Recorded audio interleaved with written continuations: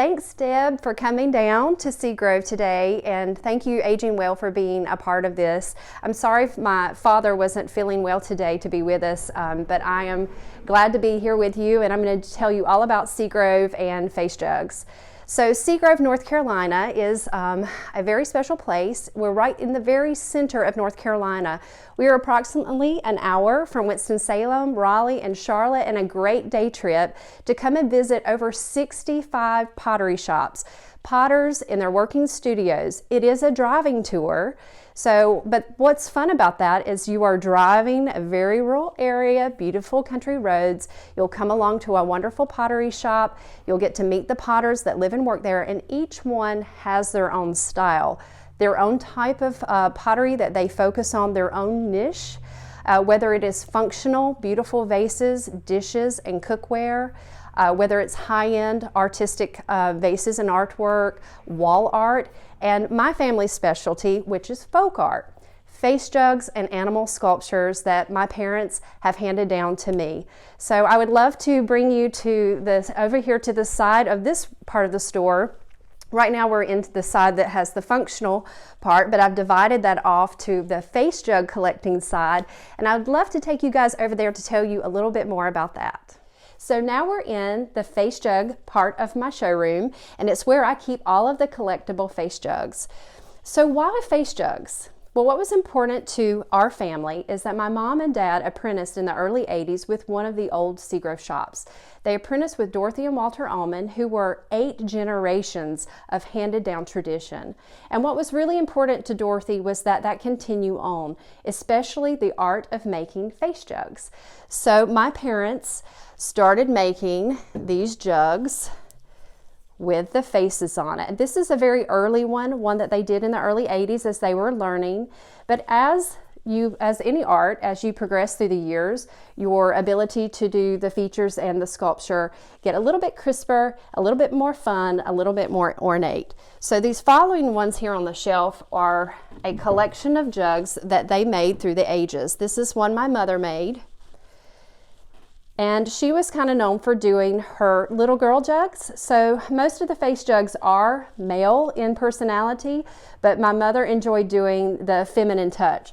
So notice here, little hair, little lipstick on the lips, and she gave them each names. This one is, my name is Annabelle, which is appropriate since my mom's name is Anna.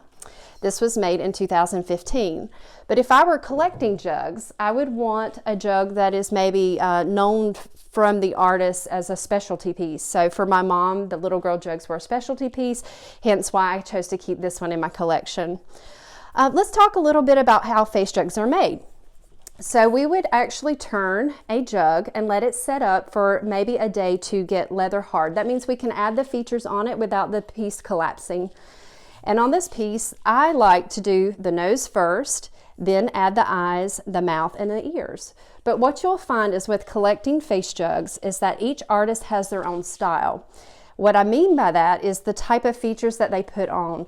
So for instance, my father uses china plate teeth. I'm going to get a little closer so you guys can see that.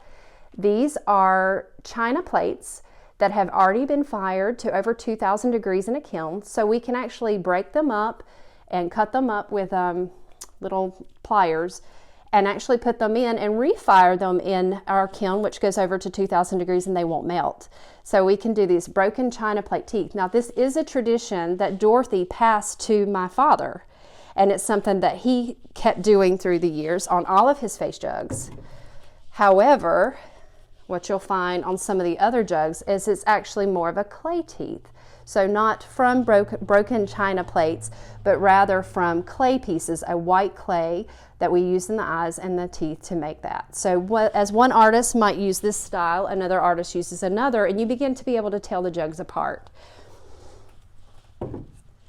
So collecting face jugs has always been a passion of mine, and I have a few of my favorites here I'd like to share with you. First here is a piece by Berlin Craig. He was one of the most famous North Carolina face jug makers. For over 30 years, he made face jugs, often with the same face, but that doesn't hurt the collectability of it, because if you have a trained eye, you can tell whether it was made in the 70s, 80s, or 90s just by a few subtle changes in the features. whereas this piece here was made by Lanier Metters, which is from the Georgia area, and he is probably the most famous Georgia face jug maker, making hundreds of jugs, all different through a 30-year period of time, and all with very animated facial features. This one here is my favorite because it was made by Dorothy Allman, who was my parents' mentor. It took me over 30 years to find one for my own collection, but of course it was very important to me because historically my entire career and my entire interest in face jugs and artwork came from her handed down tradition. This one, which is from Grace Huell, another Georgia artist. This is 10 generations of handed down face jug making, but what was really unique about Grace and being a female potter is that all of her face jugs have these identifiable cheeks. So whether it was a small jug or a large piece, she would always put these cheeks and chin on her pieces, which make her work different from all of her family members who also made jugs. And here in the corner is a piece by a friend of mine who retired just a couple years ago. His work was special because he used very bright lead-based glazes.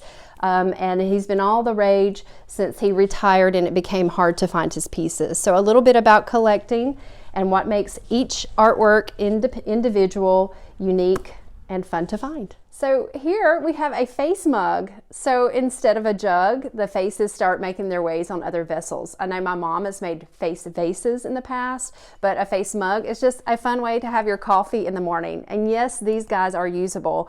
As a matter of fact, I do a few classes during the year to allow people to come. I pre-make the mug, but I show them step by step how to do their own faces. So if you're interested in that, it's a great daytime thing to do, couple hours, and then I end up glazing and firing the piece for you, and you have a token to have your coffee in every morning. So for me, besides making face jugs, I also do animal sculpture work, and this is really another side of folk art. I'm going to pick up one of my animal sculptures. Lions have been part of the line of work that I do for over 20 years. It's a reproduction piece from a collectible from the 1800s. And because my parents were very interested in face jugs and folk art, as a young person I was very exposed to those museum collections and that tradition. But now I do many pieces. This is a camel inspired by a trip where I went to Israel and actually got to ride a camel, and I came immediately back and made this piece. I do a lot of rams. A lot of Carolina fans, this is a piece I did maybe 15 years ago, but I still make them monthly, probably. And here is a tiger. So in this piece, the animal form, and then it's actually the glazing that gives it the stripes and its identity. So collecting folk art, the figurative element of it is also a big part of the process of collecting that. So here we have some face jugs that I'm actually working on. These are in process, they're drying, and they will be fired later this week and glazed. But what I wanted to show you about them is the different styles of features, facial features that an artist might choose and might kind of show you a distinctive style of their work.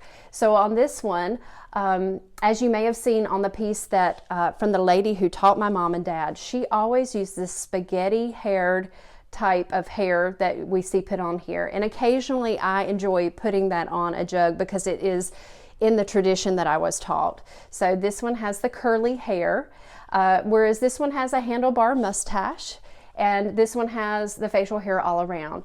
All of these are clay teeth. However, this one was drawn in, and these teeth were each individually formed and put in. But it just shows you that within a realm of the artwork, the clay, the glazes may often be the same within an artist, but the type of facial features may change. And as a collector or someone who's, collecting someone's work, you begin to search for certain qualities that appeal to you. So that's a little tidbit about making the face jugs that you can identify with when you're looking at each one. Thanks, Aging Well, for visiting me in Seagrove here at Crystal King Pottery.